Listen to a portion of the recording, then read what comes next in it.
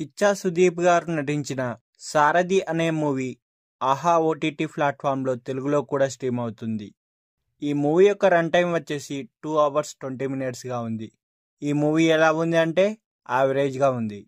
ఈ మూవీ యొక్క basic story point ఏంటంటే, ఆర్మీలో పనిచేసే ఒక తమ్ముడు తన అన్నయ్య హఠాత్ మరణం గురించి తెలిసి సొంత ఊరికి వస్తాడు. తన అన్నయ్యది ఆత్మహత్య కాదని హత్య అని అనుమానిస్తాడు.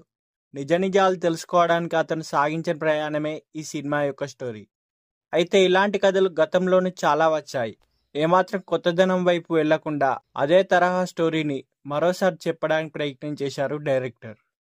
ఈ మొత్తం స్టోరీలో హీరో అన్నయ్యను ఎవరు చంపారు, ఎందుకు చంపారు, ఆ నిజాలను హీరో ఎలా తెలుసుకున్నాడు అనే అంశాలు అత్యంత కీలకం. అయితే నెక్స్ట్ ఏం జరుగుతుందా అనే ఒక కుతూహలాన్ని రేకెత్తించకుండా రొటీన్గా కథను చెప్పుకుంటూ వెళ్ళిపోయారు.